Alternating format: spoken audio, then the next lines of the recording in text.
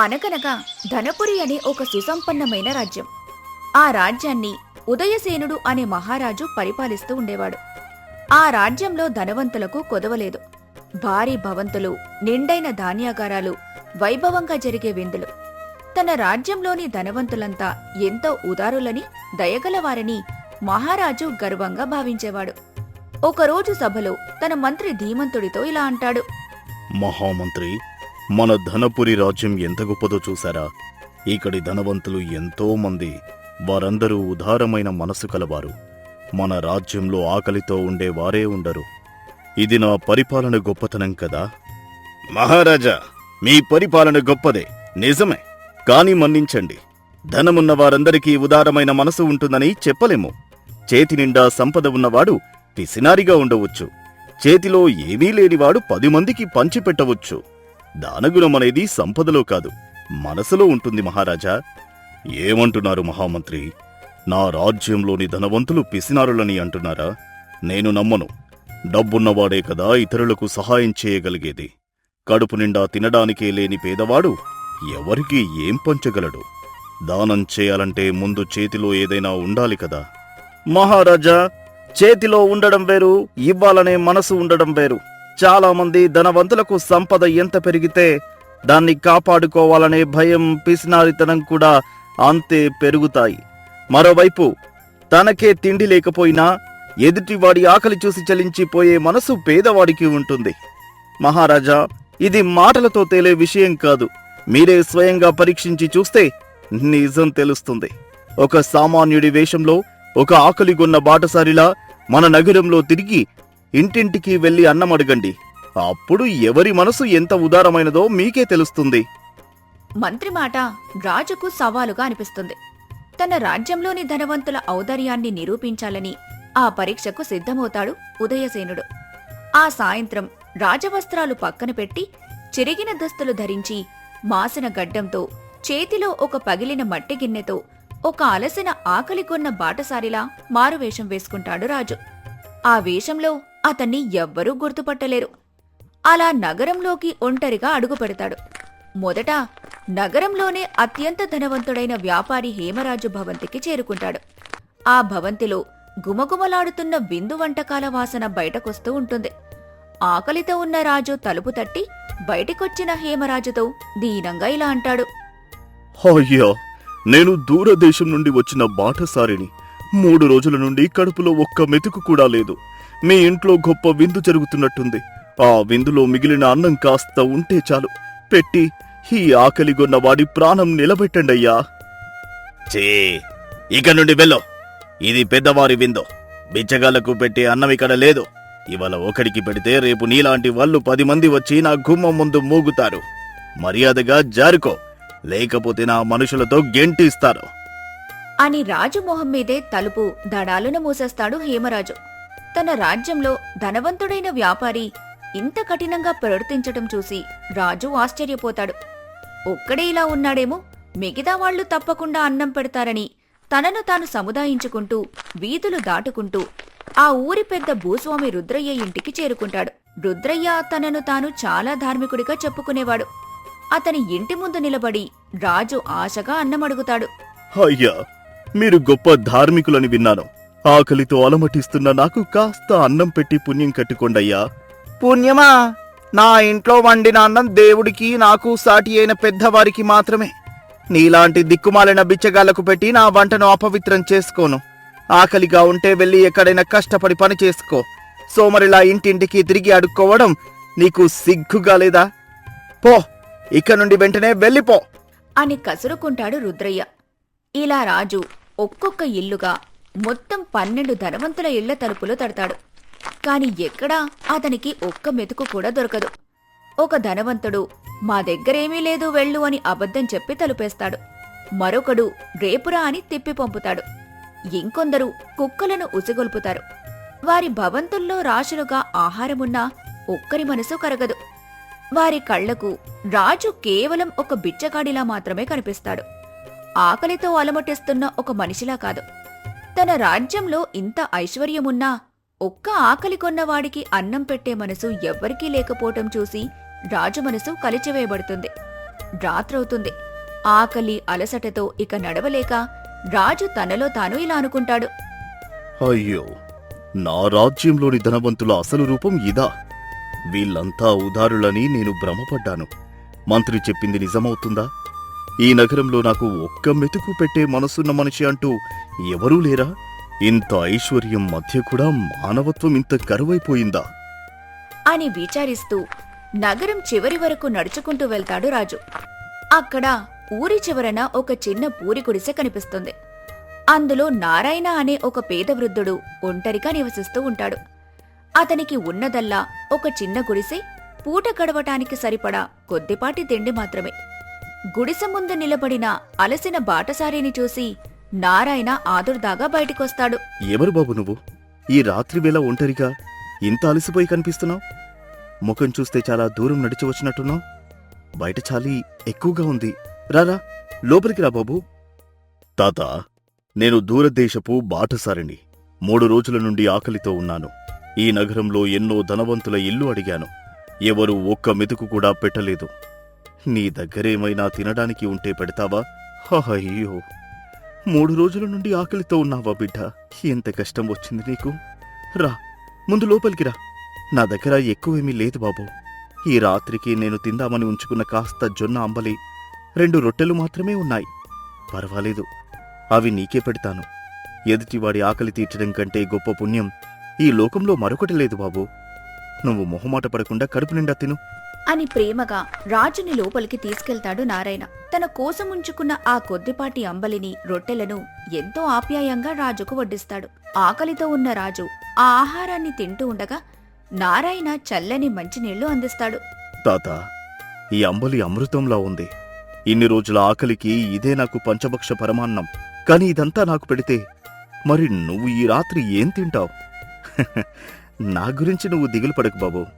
నేను ఒక్క పూట తినకపోతే ఏమీ కాదు, నాకలవాటే. కాని నా కళ్ళ ముందు ఒక మనిషి ఆకలితో అలమటిస్తుంటే నేను మాత్రం కడుపు నిండా తినగలనా? అది ఎలా జరుగుతుంది చెప్పు? మా ఇంటికి వచ్చిన అతిథి సాక్షాత్తు దేవుడితో సమానం. నీ కడుపు నిండితే అదే నాకు పంట, అదే నాకు తృప్తి బిడ్డ. తాత, ఈ నగరంలో ఎంతో మంది ధనవంతుల ఇల్లు అడిగాను. విందులు జరుపుకునే వాళ్ళు కూడా నన్ను కుక్కను తరిమినట్టు తరిమారు. కాని నీ దగ్గర ఇంత తక్కువ ఉన్నా దాన్ని కూడా నాకు పంచావు. ఎందుకింత మంచితనం నీలో? బాబు, నేను చిన్నప్పటి నుండి పేదరికాన్ని అనుభవించాను. ఆకలి బాధ ఏంటో నాకు బాగా తెలుసు. అందుకే ఆకలితో ఉన్నవాడిని చూస్తే నా మనసు తట్టుకోలేదు. డబ్బుందా లేదా అనేది కాదు, ఎదుటివాడి కష్టం అర్థం చేసుకునే మనసు ఉండడం ముఖ్యం. అదే మనిషికి అసలైన సంపద. ఆ మాటలకు రాజు హృదయం ద్రవించిపోతుంది. తన కళ్లల్లో నీళ్లు తిరుగుతాయి. చేతి నిండా సంపద, నిండైన ధాన్యాగారాలున్న 12 మంది ధనవంతులు ఒక్క మెతుకు పెట్టడానికి కూడా మనసు రానివారు. కాని తనకే తినడానికి సరిపడాలేని ఈ పేద వృద్ధుడు తన నోటి దగ్గర చివరి కూడును కూడా ఏ స్వార్థం లేకుండా పంచిపెట్టాడు. నిజమైన ఔదార్యమంటే ఏంటో రాజుకు ఈ గుడిసెలో అర్థమైంది. మంత్రి చెప్పిన మాట అక్షరాల నిజమని రాజుకు అర్థమవుతుంది. భోజనం ముగిశాక నారాయణ తన దగ్గరున్న ఒకే ఒక్క చాపను రాజుకు పరిచి పడుకోమంటాడు. తాను మాత్రం చల్లని నేలపై ముడుచుకొని పడుకుంటాడు. పేదవాడి ఈ ఆప్యాయతకు రాజు మనసు మరింతగా కరిగిపోతుంది. ఆ రాత్రి హాయిగా విశ్రమించి మరుసటి రోజు ఉదయం నారాయణకు కృతజ్ఞతలు చెప్పి అతని దగ్గర సెలవు తీసుకుని రాజమందిరానికి తిరిగి చేరుకుంటాడు రాజు. ఆ తర్వాత మహారాజు తన భటులను పంపి ధనవంతుడు హేమరాజును, భూస్వామి రుద్రయ్యను, అలాగే పేద నారాయణను రాజసభకు పిలిపిస్తాడు. రాజవస్త్రాలతో సింహాసనంపై కూర్చున్న మహారాజును చూసి తాము ముందు రోజు తరిమి కొట్టింది ఈ రాజునేనని హేమరాజు, రుద్రయ్య గుర్తుపట్టి భయంతో వణికిపోతారు. మహారాజు గంభీరంగా ఇలా అంటాడు. హేమరాజా, రుద్రయ్య, నిన్న రాత్రి ఆకలితో మీ గుమ్మ ముందు అన్నమడిగిన ఆ బాటసారిని నేనే. చేతి నిండా సంపద, నిండైన ధాన్యాగారాలు ఉండి కూడా ఆకలిగొన్న ఒక్క మనిషికి ఒక్క మెతుకు పెట్టే మనసు మీకు లేకపోయింది. మీలాంటి 12 మంది ధనవంతులు నన్ను తలుపు దగ్గర నుండి కుక్కను తరిమినట్టు తరిమి కొట్టారు. ఇదేనా మీ గొప్పతనం? మహారాజా, మమ్మల్ని క్షమించండి. మీరని తెలియక తప్పు చేశాం మహారాజా. అవును మహారాజా, మీరని తెలుసుంటే రాజభోగాలతో సత్కరించేవాళ్ళం. దయచేసి మా తప్పు మన్నించండి. అదే మీలోని అసలు లోపం. నేను రాజునని తెలిస్తేనే గౌరవం, అన్నం పెడతారా? ఆకలి అన్నాక అది రాజుదైనా బిచ్చగాడిదైనా ఒకటే కదా. ఆ ఆకలిగొన్నవాడిలో మీరు మనిషిని చూడలేకపోయారు. రాజును మాత్రమే గౌరవించాలని చూశారు. మీకు లోపించింది అన్నం కాదు, దయగల మనసు. కాని ఏమీ లేని ఈ నారాయణ తన కోసం ఉంచుకున్న చివరి రొట్టెను కూడా నాకు పంచిపెట్టాడు. నిజమైన ధనవంతుడు ఇతనే, మీరు కాదు అని చెప్పి పేద నారాయణ వైపు ప్రేమగా చూస్తూ మహారాజు ఇలా అంటాడు. నారాయణ, నీ ఔదార్యం ఈ రాజ్యంలో మరెవరికీ లేనిది. నీ చిన్న గుడిసెలో ఉన్న ఆ విశాలమైన మనసు ఈ నగరంలోని పెద్ద పెద్ద భవంతుల్లో కూడా లేదు. నిన్న రాత్రి నువ్వు పెట్టిన ఆ 2 రొట్టెలు 1000 మంది ధనవంతుల విందుల కంటే విలువైనవి. ఈ రోజు నుండి నిన్ను మన రాజ్య ధర్మశాలకు అధికారిగా నియమిస్తున్నాను. ఇకపై ఆకలితో వచ్చే ప్రతి ఒక్కరికి నీ చేతుల మీదుగా కడుపు నిండా అన్నం పెట్టే బాధ్యత నీదే. నీకు ఏ లోటు రాకుండా ఈ రాజ్యమే చూసుకుంటుంది. మహారాజా, నాకు ఇదంతా కలలా ఉంది. నేను చేసింది ఏ గొప్ప పని కాదు. ఆకలితో నా ఇంటికి వచ్చిన అతిథికి కాస్త అన్నం పెట్టడం నా ధర్మం, అంతే. దానికి ఇంత గౌరవమా? తమరు నాపై ఉంచిన ఈ నమ్మకాన్ని వమ్ము చేయను. ఆకలితో వచ్చిన ప్రతి ఒక్కరిని నా బిడ్డలా చూసుకుంటాను. ఆ బాధ్యతను సంతోషంగా స్వీకరిస్తాను మహారాజా. ఆ తర్వాత మహారాజు తమ పిసినారితనానికి సిగ్గుపడిన హేమరాజు రుద్రయ్యలను చూస్తూ వారి సంపదలో కొంత భాగాన్ని ప్రతి నెల ఆ ధర్మశాలకు దానం చేయమని ఆజ్ఞాపిస్తాడు. ఆకలికొన్న వారికి అన్నం పెట్టడం వల్ల మీ సంపద తరగదు, మీ మనసు మాత్రం గొప్పదవుతుంది అని హితవు చెబుతాడు. తమ తప్పు తెలుసుకున్నవారు సిగ్గుతో తలదించుకుని అందుకు అంగీకరిస్తారు. మంత్రి ధీమంతుడి వైపు తిరిగి రాజు ఇలా అంటాడు. మహామంత్రి, మీరు చెప్పింది అక్షరం అక్షరం నిజం. ఔదార్యమనేది చేతిలోని సంపదలో కాదు, మనసులోని దయలో ఉంటుంది. నా రాజ్యం ధనంతో నిండి ఉంది అని గర్వపడ్డాను, కాని దయతో నిండి లేదని ఈరోజు తెలుసుకున్నాను. ఈ నిజాన్ని కల్లారా చూసేదాకా నేను భ్రమలో ఉన్నాను. ఇకపై నా ప్రజల్లో సంపదతో పాటు దయను కూడా పెంచేందుకు కృషి చేస్తాను. గుర్తుంచుకోండి, దానగుణం అనేది మన దగ్గర ఎంత ఉందనే దాని మీద ఆధారపడి ఉండదు, మన మనసు ఎంత మంచిదనే దాని మీద ఆధారపడి ఉంటుంది. చేతి నిండా సంపద ఉన్నవాడు భయంతో స్వార్థంతో తలుపులు మూసుకోవచ్చు, కాని చేతిలో ఒక్క రొట్టె మాత్రమే ఉన్నవాడు దాన్ని కూడా ప్రేమగా పంచిపెట్టగలడు. ఎక్కువ ఉన్నవాడు కొంచెం ఇచ్చేది గొప్ప కాదు, తనకు అదే చివరిదైనా ఎదుటివాడి ఆకలి చూసి దాన్ని కూడా పంచిపెట్టేవాడిదే అసలైన గొప్పతనం. ఎదుటివారి కష్టాన్ని అర్థం చేసుకునే హృదయం ఉన్నవాడే నిజమైన శ్రీమంతుడు. ఖాళీ చేతులతో కూడా ప్రేమను దయను పంచగలిగేవాడే ఈ లోకంలో అందరికంటే గొప్ప ధనవంతుడు. ఈ కథ మీకు నచ్చితే లైక్ చేయండి, షేర్ చేయండి. మరిన్ని కొత్త కథల కోసం మా జానపద కథలు ఛానల్ని సబ్స్క్రైబ్ చేయండి. సీతానగరంలో భారీ వర్షం పడుతుండగా మల్లయ్య అతని భార్య రాజవ్వ ఇంట్లో బిక్కుబిక్కుమంటూ కూర్చొని ఉండగా వారి చుట్టాలు కోటయ్య సీతమ్మ ఆ వర్షంలో తడుచుకుంటూ ఊహించని అతిథులుగా వస్తారు. ఏవండి మల్లయ్య గారు, ఈ వాన చూస్తుంటే ఆకాశానికి చిల్లులు పడ్డట్టుంది. ఉదయం మొదలైన వర్షం సాయంత్రం అయినా తగ్గేలా లేదు. మన పెరట్లో కట్టేసిన పశువులు వానకు తడిసి వణుకుతున్నాయి. మీరేమో ఈ కుర్చీలో కూర్చొని ఆకాశం వైపు చూస్తూ ఉండిపోయారు. వాన నీళ్లు ఇంట్లోకి రాకుండా గుమ్మానికి అడ్డు కట్టొచ్చు కదా. ఒసే రాజవ్వ, నాకేం పోయే కాలం వచ్చిందనే కాలువ అడ్డు కట్టడానికి? ఈ వాన పడితేనే కదా మన పొలాలకు నీరందేది. కాని ఈ గాలికి చలి మాత్రం సంపేస్తుంది. పెరట్లో ఉన్న కట్టెలు కూడా తడిసిపోయి ఉంటాయి. ఈ రాత్రికి పొయ్యి ఎలా వెలిగిస్తావే? నీళ్ల గంజి కాసిస్తావా ఏంది? గంజి తాగితే మీ ప్రాణం నిలబడుతుందా? నిన్ననే కదా సంతకెళ్ళి మంచి బాస్మతి బియ్యం, ఆవు నెయ్యి తెచ్చారు. రాత్రికి వేడివేడిగా నెయ్యేసుకొని అన్నం తిందాంలే కాని ఈ చలికి తలుపులు గట్టిగా వెయ్యండి.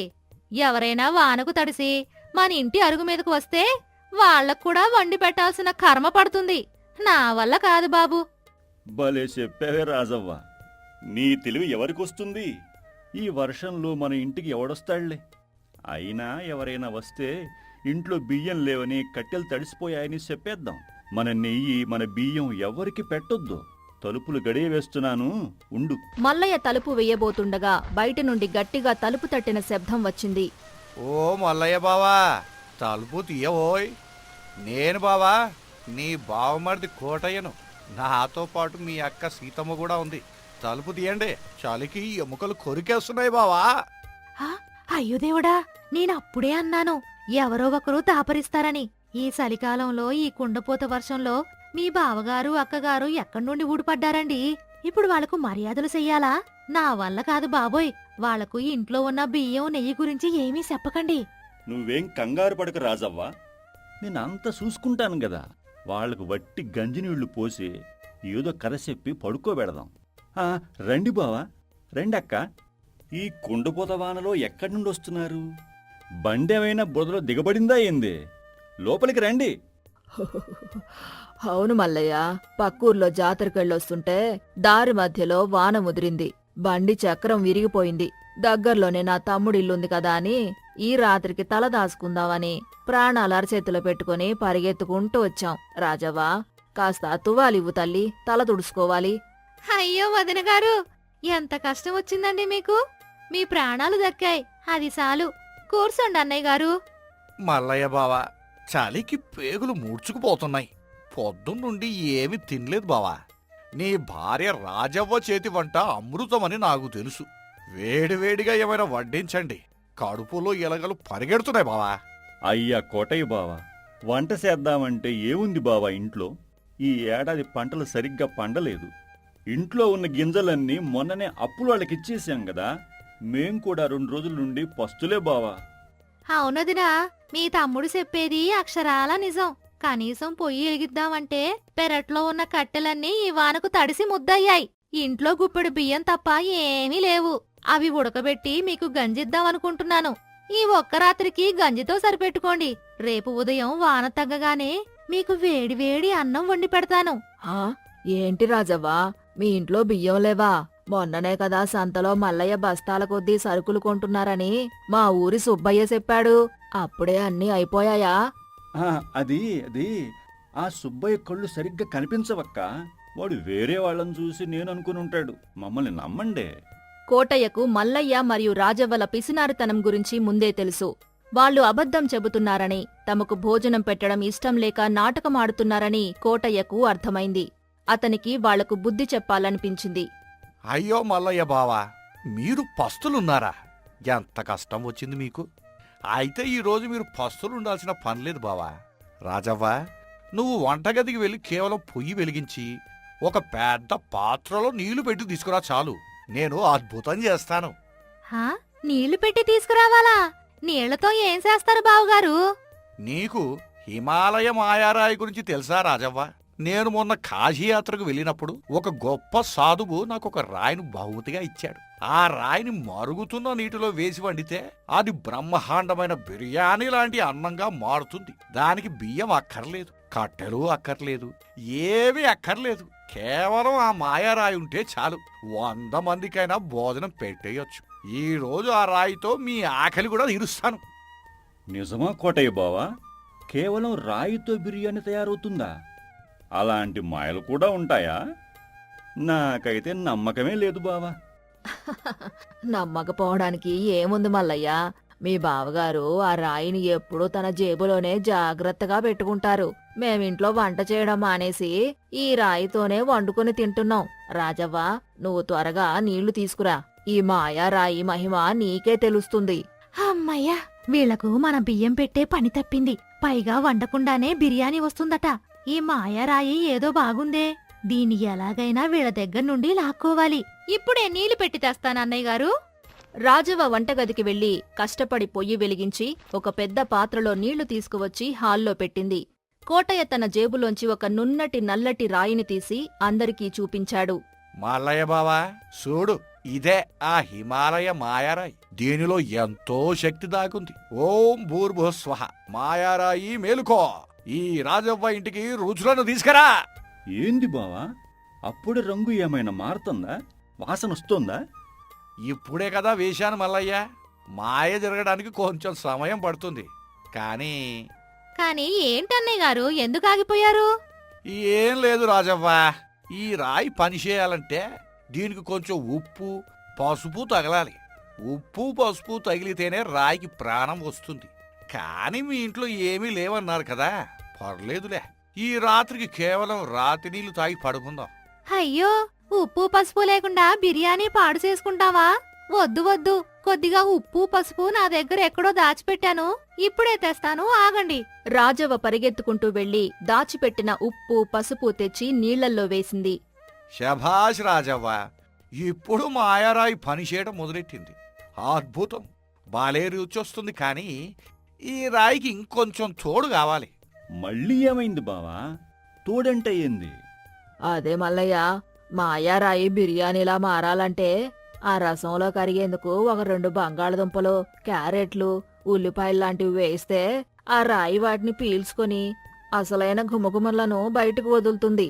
కూరగాయలు పడితేనే దీనికి రుచి, లేకపోతే సగం రుసే వస్తుంది.